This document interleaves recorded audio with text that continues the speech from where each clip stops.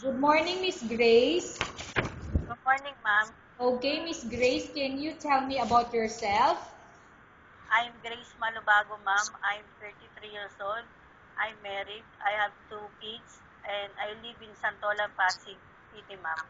Okay, I have few questions for you to answer, so let's start. Why do you want to work as a maid? Because of financial support of my family, ma'am. Why you choose Malaysia when there is a lot of other country? Because I hear a lot of people good place Malaysia and work of them. How are you qualified for this job? I'm a hardworking ma'am and a disciplined DH, ma'am. May I know what is your education level is? I'm a high school graduate, ma'am. What is your recent working experience? Before I am a sales lady before a long time ago, ma'am. Okay, have you worked abroad before? No, ma'am. Do you have experience of taking care of baby? Yes, ma'am, because I have two kids. Okay, what about elder or older people? Do you have the experience? Yes, ma'am. Before my uncle, but she's passed away like Okay. long time ago, ma'am. So that time, how old is your uncle when you take care of him? She's 72 years old, ma'am. Do you have any other special skills? Yes, ma'am. Cooking, ma'am. Are you willing to learn new skills? Yes, ma'am. Are you willing to work with a family where the mother-in-law or any relatives stay together? Yes, ma'am. Currently, are you still working now? No, ma'am. Do you know how to cook? Yes, ma'am. What sort of food can you cook? Filipino food, ma'am. Can you tell me what are those Filipino food that you can cook? Adobo, ma'am. Caldereta. Ginataang kalabasa, ma'am. Okay. Are you aware that you will have to do washing, cleaning, ironing, and cooking? Yes, ma'am. From all the house chores like cooking, cleaning, ironing, and washing, which do you like most? Cooking and washing, ma'am. If ever you were selected to work in Malaysia, who will take care of your kids? My husband, ma'am. You are not allowed to use handphone or cell phone during working hours. Yes, ma'am. You are only allowed to use handphone after you finish all the works and when going to bed.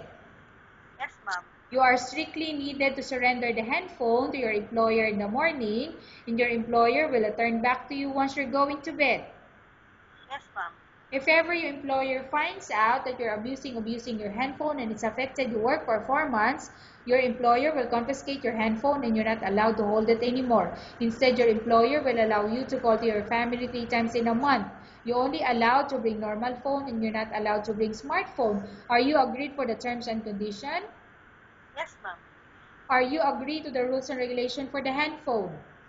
Yes, ma'am. How many years is the contract as you agreed and understand?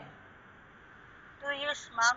Can you describe for me your ethics or your attitude? I'm hardworking and ma'am, I'm a disciplined maid, ma'am. Okay. How can you assure to us that you will work hard in Malaysia? For financial support to my family, ma'am. Yes, but I'm asking about what would be the assurance? What are you going to do in Malaysia? I'm a hardworking DH, ma'am. Okay. Can you promise not to use the telephone without the permission of your employer? Yes, ma'am. Can you promise not to put on makeup but to dress properly while work? Yes, ma'am. Can you promise not to invite friends and relatives without the consent of your employer? Yes, ma'am. Can you promise not to ask for advance salary from your employer under any circumstances? Yes, ma'am. Do you really understand of the rules and regulation of the agency? Yes, ma'am. Do you pay any placement fee for you to come to Malaysia to work as a maid? No, ma'am.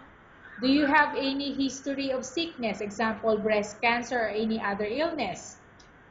No, ma'am. Do you suffer from any skin diseases, allergy, or physical defect? No, ma'am. Have you suffered from any serious illness? No, ma'am. Do you smoke? No, ma'am. Have you undergone any operation or surgery? No, ma'am. Are you medically fit? Yes, ma'am. Are you in any medication? No, ma'am. Are you allergic with any food? No, ma'am. Are you prepared to work for the employer of any race? Yes, ma'am. Are you prepared to eat the type of food taken by your employer? Yes, ma'am. Are you afraid of being left alone in the house? No, ma'am. Are you afraid of dogs or other pets? No, ma'am. Can you promise to work according to instruction from your employer? Yes, ma'am. Do you have any immediate family working in Malaysia? No, ma'am. Okay, Miss Grace, we have finished our question section. Let's go to case study. I have a case study for you and I want you to answer me truthfully. Upon arrival in Malaysia within 6 months, if ever any of your family members pass away, what will you do? Will you continue to work till finish your contract or you will go back? Well, I asked for my employer, ma'am, to we go back home, but she not. I will accept that and I will finish my contract, ma'am. Okay, tell us about yourself and why do you want to work in Malaysia as domestic helper? I'm Grace Malubago, ma'am. I'm 33 years old. I'm married. I have 2 kids. I live in Santolan, Pasig City. I want to work in Malaysia because of financial support to my family, ma'am. Okay, Miss Grace, what do you want to tell to your employer who watching your video? Good morning, ma'am. Sir, good afternoon. I'm willing to work with you as mate in with you, ma'am. And thank you for accept me. And I hardworking and a disciplined DH, ma'am. Thank you, ma'am. Okay, thank you very much, Miss Grace. We will update to your agency if there's any selection made by the employer. Yes, ma'am.